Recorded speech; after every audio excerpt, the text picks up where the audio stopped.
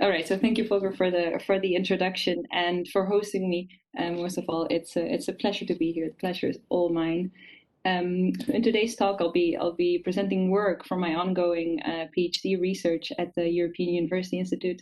It's as a work in progress as it gets, which always makes it a bit daunting to present it already. But it also means I'm thrilled to hear the thoughts of a group as varied as this one. So there goes. Um, with that disclaimer out of the way, what will I be talking about today? So my work starts essentially from a twofold observation. On the one hand, we're seeing what I like to term the big tech crackdown. So the major digital platforms of the world, think GAFAM, Google, Apple, Facebook, Amazon, Microsoft, are under intense scrutiny, and intense at least compared to not too long ago when not much enforcement, regulatory, legislative attention was given to these platforms.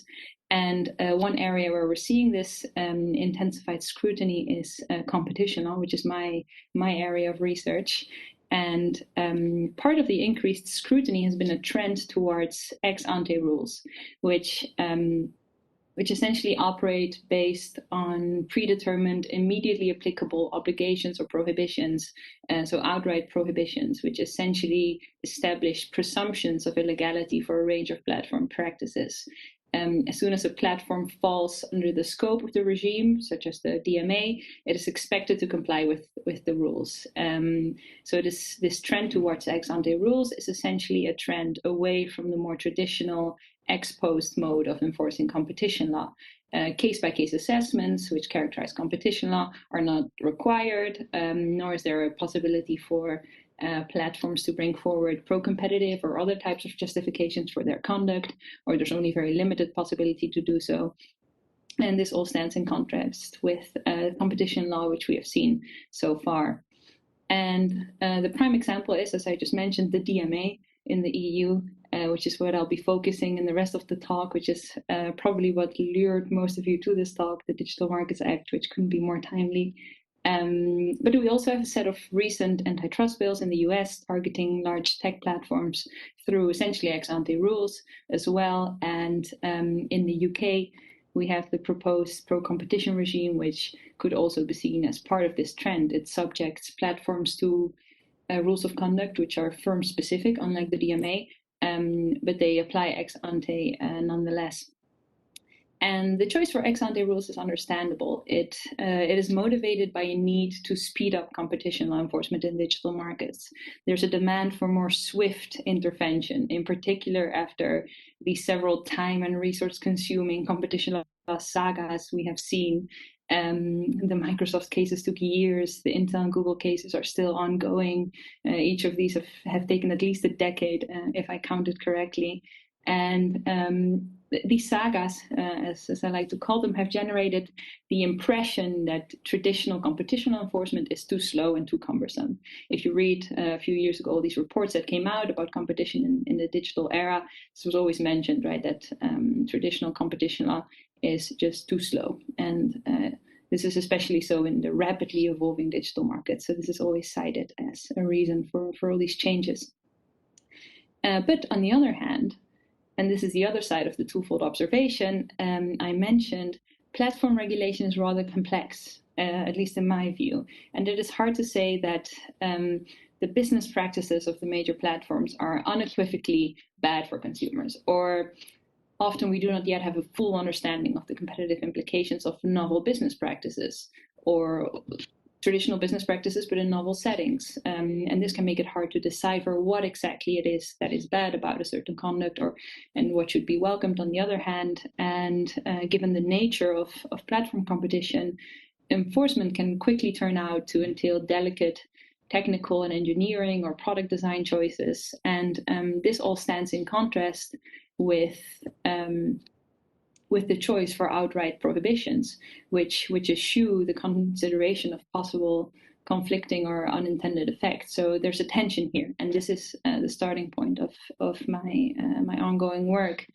And it follows that underlying the ex ante rules are trade-offs, most likely. And my research, in short, focuses on what is lost when these trade-offs go unacknowledged. And the rest of this talk consists of two main parts. First, I'll sketch a typology of policy trade-offs, a categorization of policy trade-offs.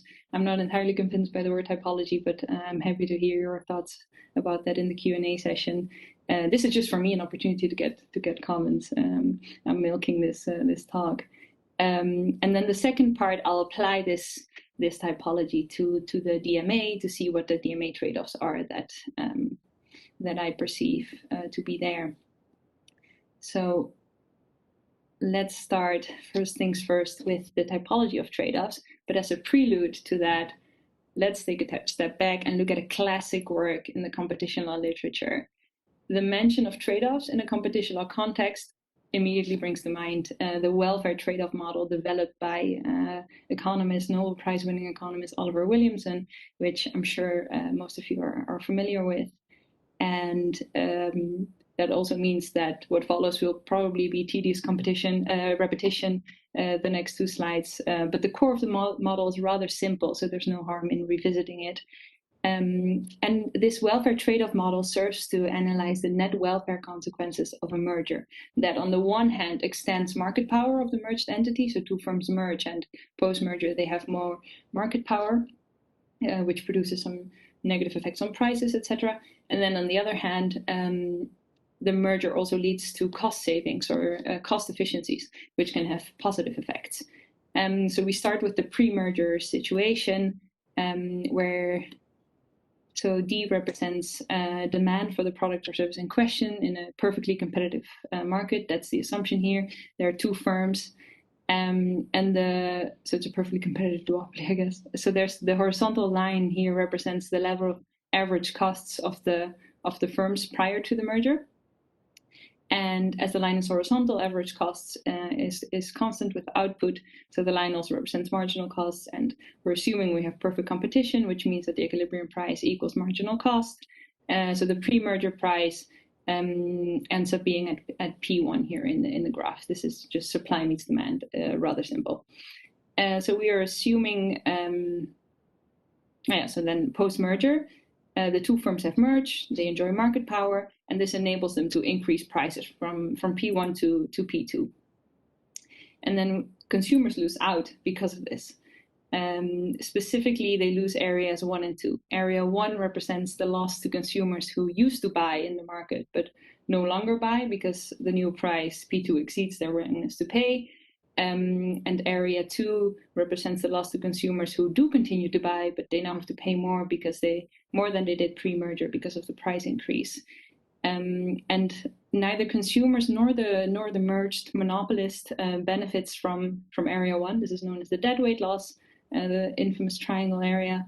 And but the merged firm does benefit from area 2. This is essentially a welfare transfer from consumers to producers. It's an increase in producer profits due to the price increase. And then, however, here comes the trade-off. There are cost efficiency effects. The merger produces not only market power effects, but also cost savings. And the new horizontal line reflects this. The costs are lower, the average costs, they fall. And as a result, it's because the merging firms are more efficient together than taken separately. And then we have area 3, which represents the increase in producer welfare as a result of these cost efficiencies.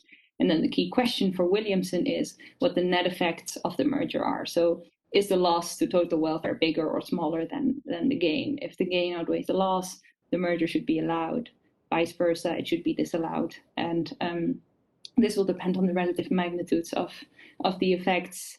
And it's worth noting here that the vast majority of competition law jurisdictions actually disregard producer welfare and resolve the trade-off by just looking at consumer welfare essentially.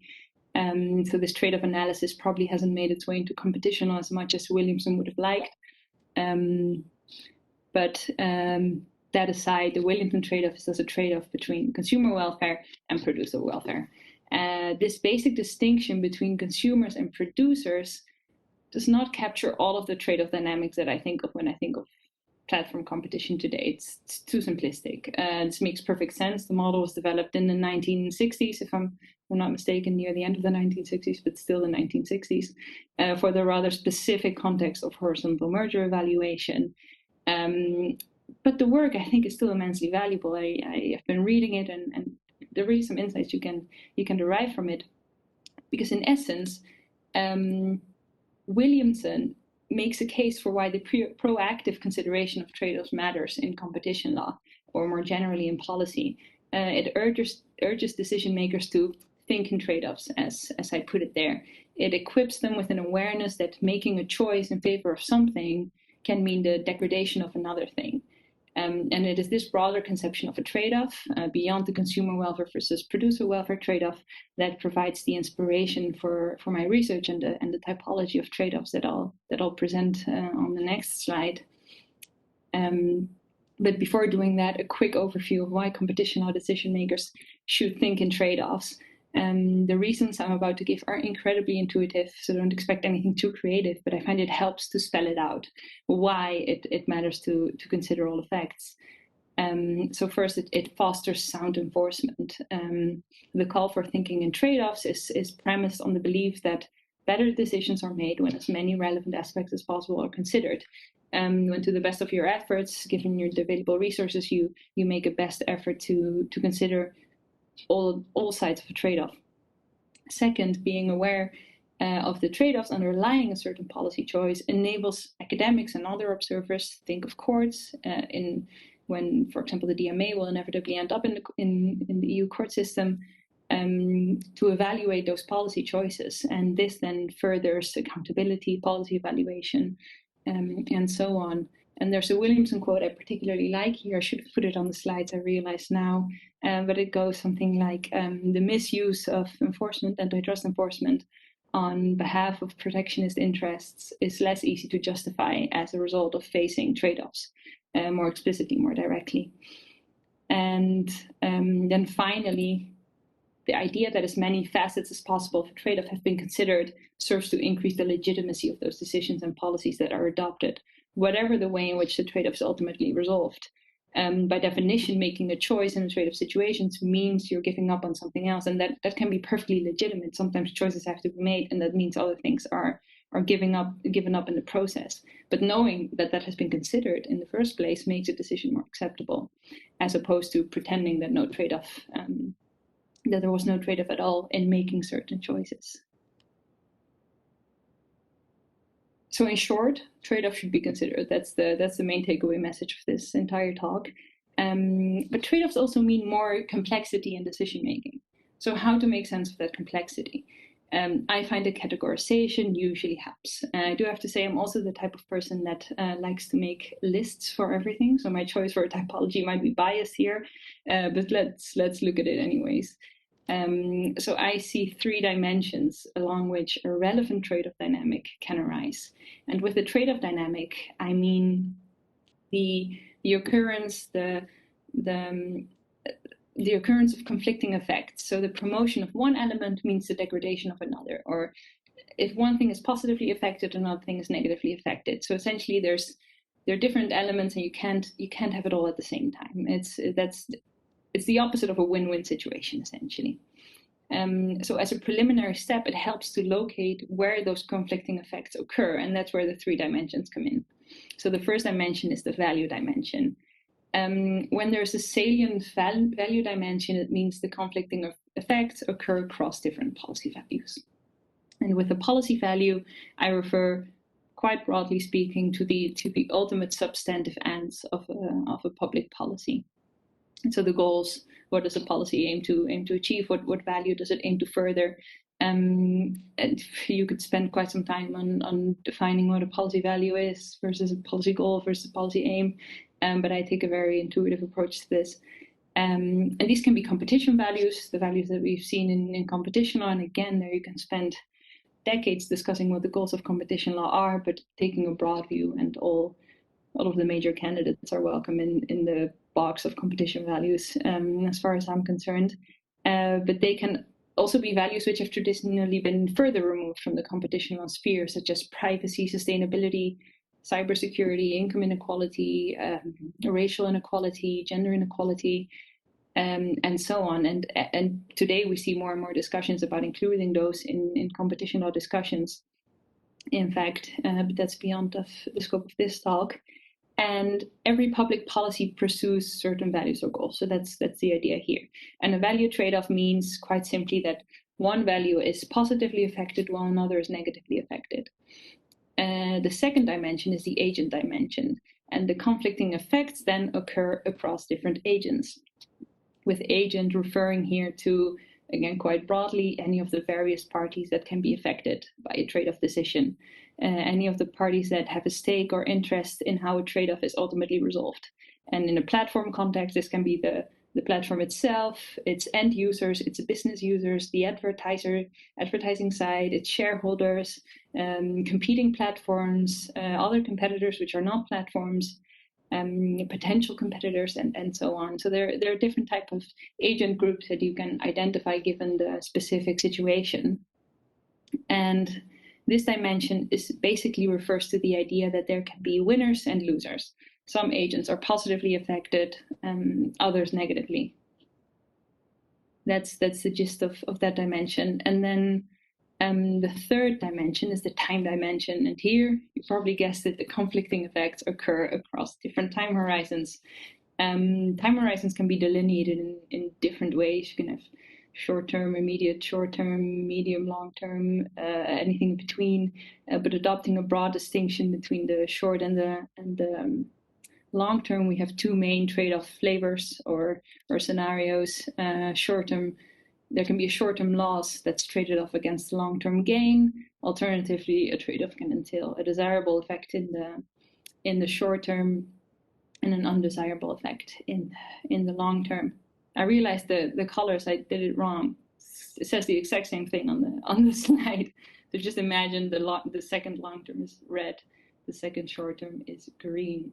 And then you indeed have two broad scenarios instead of just one. And that then gives us the basic typology of trade-offs. I'm actually, as I said, not quite sure if typology is the right word here, but happy to hear your thoughts on that later.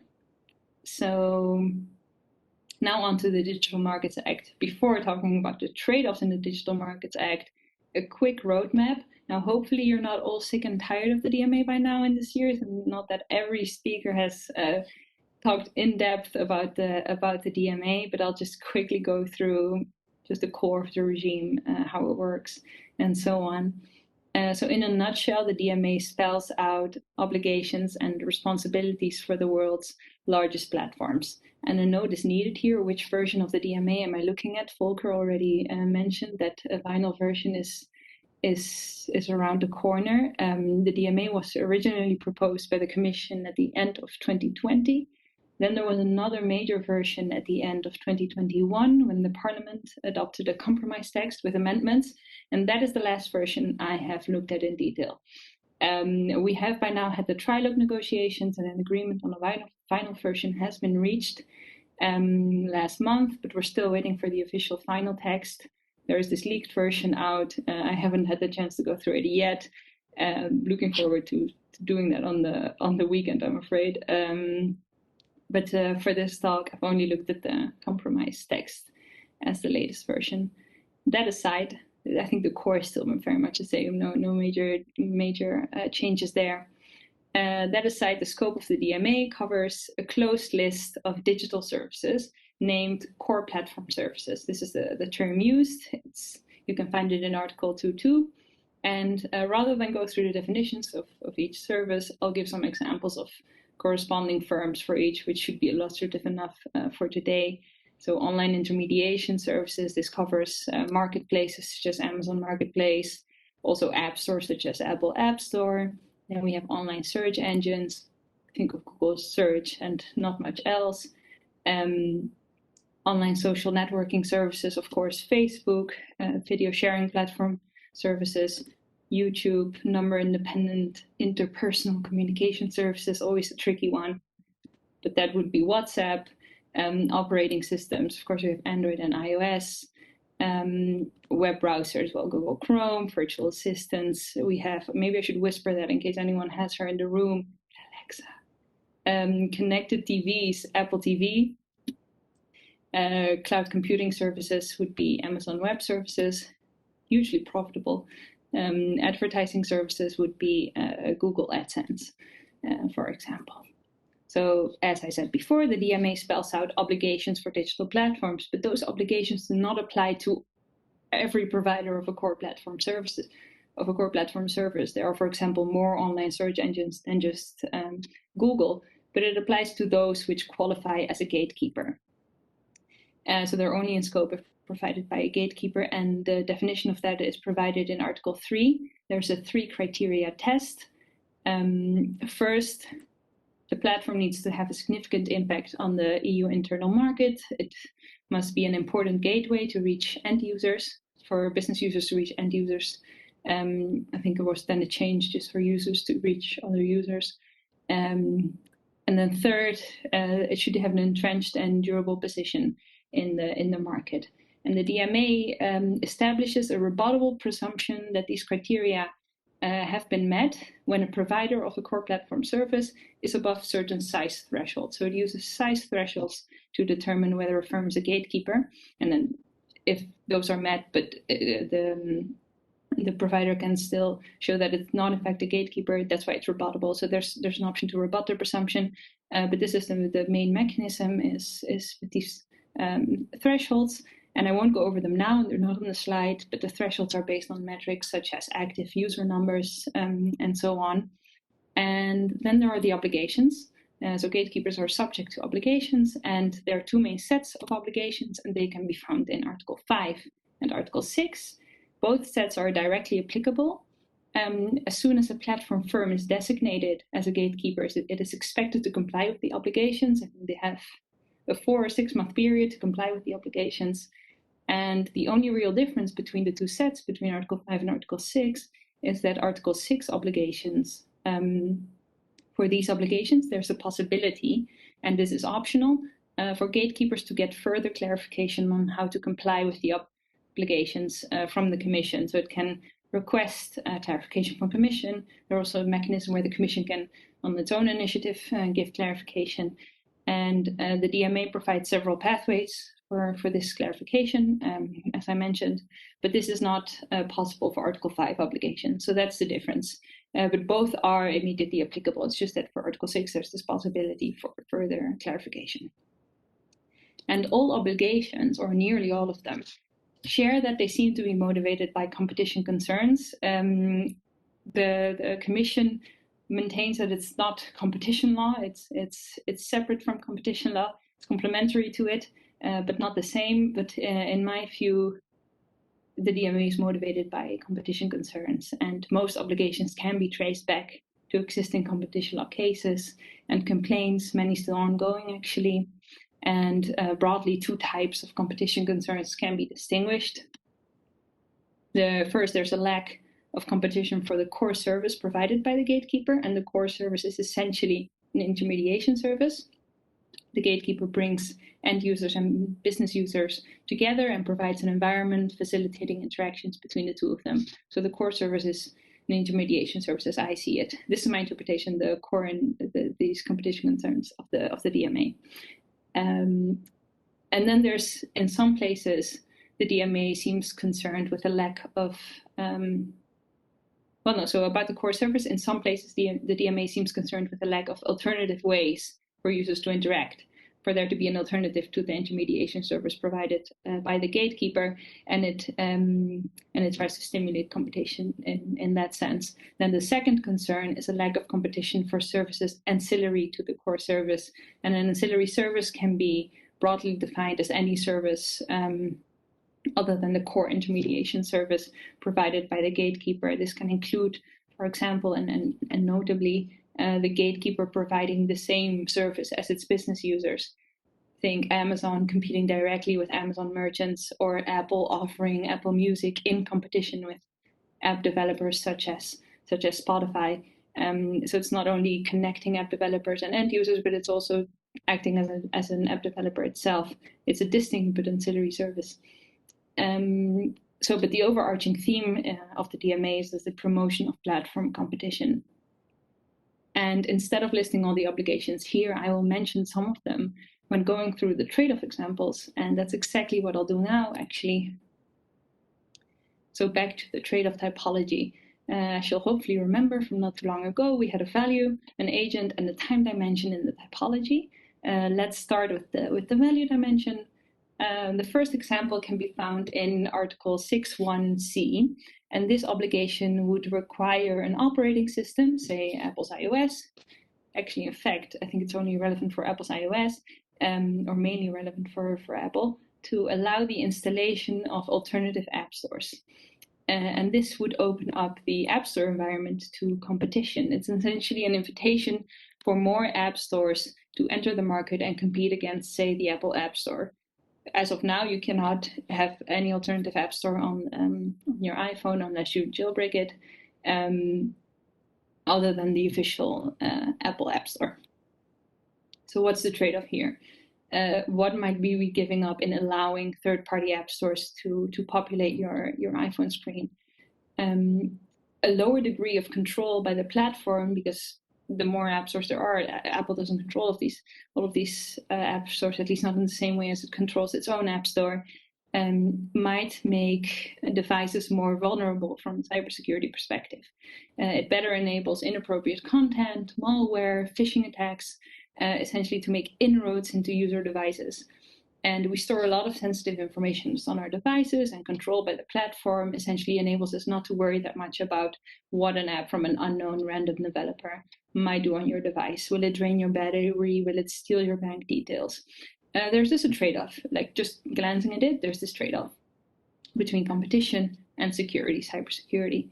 And to what extent is this trade-off acknowledged? Now, I must say the DMA does recognize the security dimension in some obligations. A few obligations allow gatekeeping platforms to take proportionate, I think is the word used, action to safeguard security. The App Store openness obligation, Article 6.1c, is one of them. But then it still remains unclear how the security exemption is meant to work in practice. At least as of now, hopefully the final version or the application of the DMA later on will provide more clarity. But for now, there are a lot of question marks. What will the process to be able to use this exemption look like? Do requests have to be made every single time? So every time Apple blocks a third-party app or a third-party app store from being on an iPhone?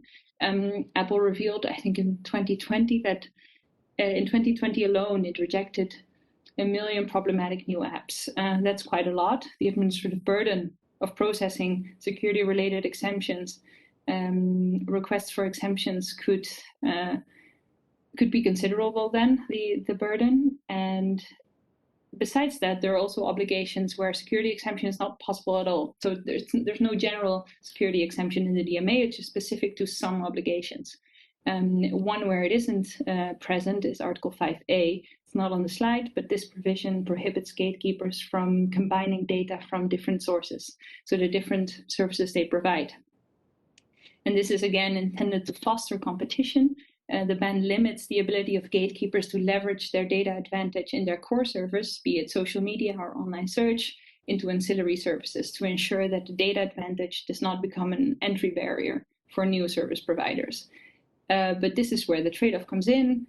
It is not hard to imagine that perhaps large digital platforms in their security operations make use of data from different sources to prevent frauds, cyber attacks, and so on. And this is just from the top of my head thinking, what could be unintended consequences here? So that was the competition versus security trade-off. Another major salient trade-off in the DMA is, I think, the competition versus privacy trade-off. And the mandated data portability in Article 6.1h is a possible example of this. The obligation would require Facebook, for example, to allow its social network users to move the data they generated on Facebook to another platform.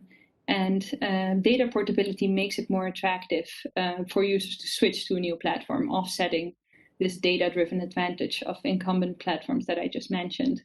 Right, you might not want to leave Facebook because your whole life's on Facebook, but being able to port your whole life to another platform makes it more attractive to start using alternative platforms. However, and again, here's the possible trade-off, it can result in privacy degradation. because meaningful data portability would require a user to transfer data about other people who may not have consented to this. In the case of social networks, for instance, meaningful portability would entail that individual users are able to move the information needed to easily rebuild their networks on another platform. Facebook is essentially a way to connect with friends. At least that's how it started back in the day. So this is vital for it to be meaningful to move to another platform. And this will likely include not only your own contact details, but posts, photos, and comments, and so on, but also those of your social network friends. And privacy issues loom when these users have not consented to their data being transferred to another platform. And it's not just theoretical; it's essentially Cambridge Analytica here. What I'm talking about. So that gives a competition versus privacy trade-off there. And then as a final example of the value dimension, we have Article 5E. So the final example is where competition, some dimensions of competition, conflict with other dimensions of competition. So it's a trade-off internal to competition values. And Article 5E, for example, prohibits a gatekeeper from requiring business users that use the core service, the core platform service, to also use, offer, or interoperate with any of the gatekeeper's other ancillary services. So this is the DMA's tying and bundling prohibition. And the motivation behind the obligation is clear. The aim is to prevent platforms from leveraging their strong position in their core service market into the provision of another service, where there still might be some potential competition, which can be benefited from. So leveraging practices give major platforms a competitive advantage and leads potentially to the foreclosure of competing service providers in adjacent markets. And this is what the DMA tries to prevent. But essentially, this is precisely what Apple does in the App Store. As of 2019, Apple demands that apps that use an ID service, an identification, a social login service, and they should also offer Apple's own social login service, which is sign in with Apple. And the DMA outright prohibits this move by Apple because Apple is a gatekeeper in the App Store sphere. It cannot also require its business users, app developers, to use this ancillary service, the social login service.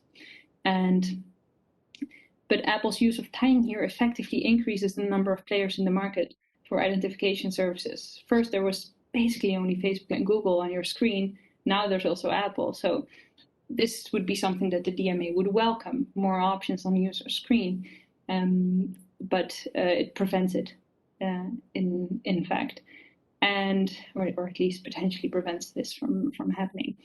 And the example is, in my opinion, reflective of the DMA's more general stance on what type of competition it promotes. The DMA ignores that gatekeepers themselves can be a potential source of competition, of inter-platform competition.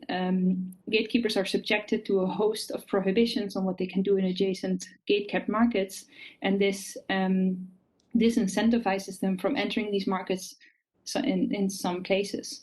And the DMA thereby risks to frustrate inter-gatekeeper competition as a form of inter-platform competition, which can nevertheless be a valuable source of competition. Sometimes, perhaps a gatekeeper is best equipped to compete with another gatekeeper.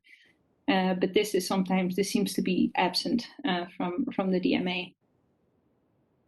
So that's the final trade-off: competition versus competition. Then the agent dimension. Let's see.